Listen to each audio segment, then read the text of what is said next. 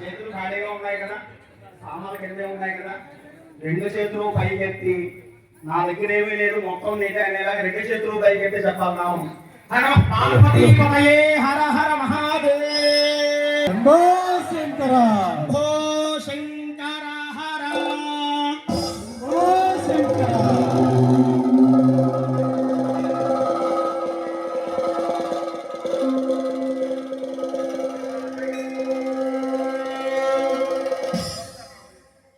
जय बोलो गणेश महाराज की, अम्मलगन्ना अम्मा को जय, आदि पराशक्ति को जय, गणता को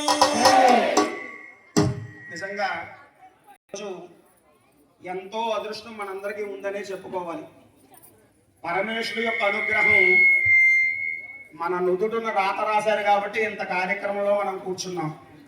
ఈరోజు మాసంలో మాస శివరాత్రి యొక్క గడియలు సమయంలో మనం 1000 లింగాలకి అభిషేకం చేసుకుంటున్నాం. సహస్రలింగార్చన కార్యక్రమం.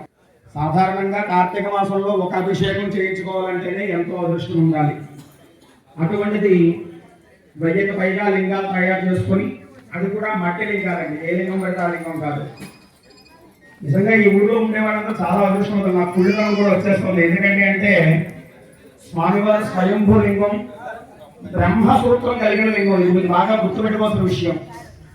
బ్రహ్మసూత్రం కలిగిన లింగానికి సాధారణంగా మనం వేరే గుడికి వెళ్ళి ఒక 100 సార్లు అభిషేకం చేసుకుంటే ఎంత ఫలితం వస్తుందో, బ్రహ్మసూత్రం ఒక్కసారి అభిషేకం చేస్తే అంత ఫలితం వస్తుంది. ఈ 1000 లింగాలకి మనం చేస్తే ఎంత ఫలితం వస్తుందో 11 సార్లు అభిషేకం చేసుకుంటే అంత ఫలితం వస్తుంది. అంత అదృష్టం ఉంది మీరందరూ కూడా. మీరందరూ కూడా గుత్తాల గ్రామంలో ఉండేవాళ్ళైతే, స్వామి దర్శనాలు వచ్చేవాళ్ళైతే, అటువంటి స్వామివారి సన్నిధిలో కూర్చొని స్వామి సంకల్పంతో ఈ అభిషేక కార్యక్రమాన్ని ప్రారంభించుకుంటున్నాం. జగత పితరం ముందే పార్వతీ పరమేశ్వరు 14 ఎవరండి? బ్రహ్మదేవుడు.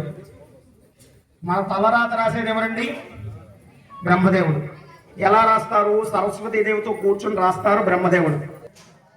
సృష్టి మనం ఎలా ఉండాలి అని చూసేది నారాయణుడు. శరీరానికి ఒక డేట్ రాసేసి ఉంటారు, వ్యాలిడిటీ అయిపోతుంది శరీరం.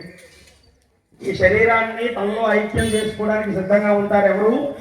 పార్వతీ పరమేశ్వరుడు. జగత పితరం వందే పార్వతీ పరమేశ్వరం.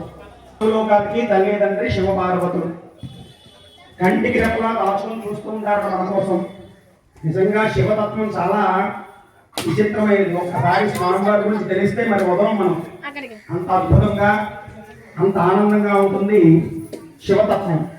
ఈరోజు శివతత్వం గురించి చెప్పుకుంటూ శివుడి యొక్క అర్చన, ఆరాధన, హోమం చేసుకుంటున్నాం. ఒక్క కథ చెప్పుకొని ఈ కార్యక్రమం